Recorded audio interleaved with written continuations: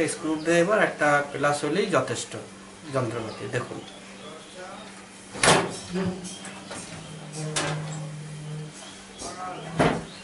খোলার পরে এরকম একটা কভার থাকে লক, এই কভারের ভিতরেই লকটা থাকে, এই দুটো স্ক্রু দেওয়া থাকে, এই স্ক্রু দুটো খুলে ফেলুন ড্রাইভার দিয়ে।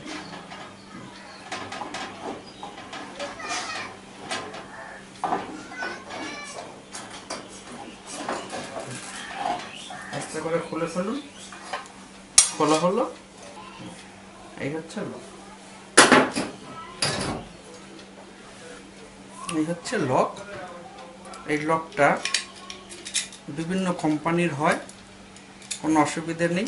এবার এখানে যে ফিটিংসটা থাকে, আপনার যে লক ফিটিং থাকবে লকটাকে খুলে নিয়ে আপনি আপনার হার্ডওয়্যারের কাছে বা যেখানে আলমারির ফিটিংস বিক্রি হয় সেই দোকানে গেলে আপনার সাইজ মতো আপনি লক পেয়ে যাবেন।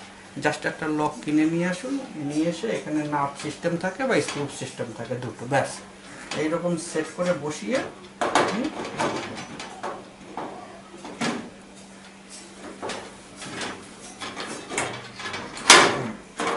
এই হচ্ছে ব্যাপার লকের সিস্টেমে।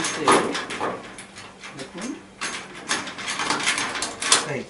এই হচ্ছে ফাংশন, এই হচ্ছে ফাংশন, মেন ফাংশনটা হচ্ছে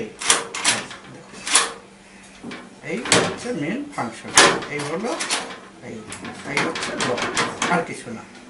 যা এই বন্ধ করে দিন।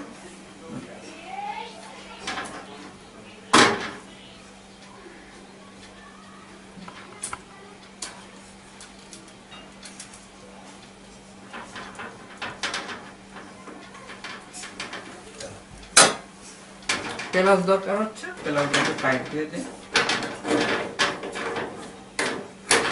এবার আপনি কভারটা বসিয়ে দিন।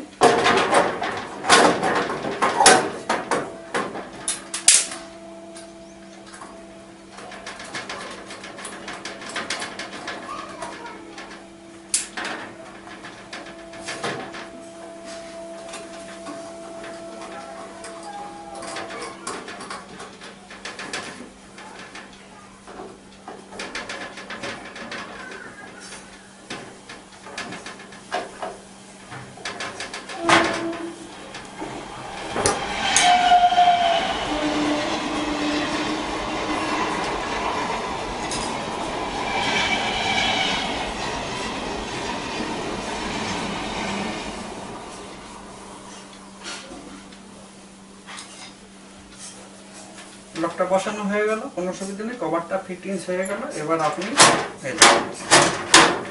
এবার চেষ্টা করুন, এই আপনি এবার তালা দিন। দেখুন ঠিক আছে।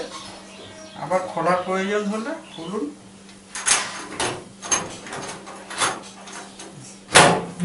দেখুন ঠিক আছে।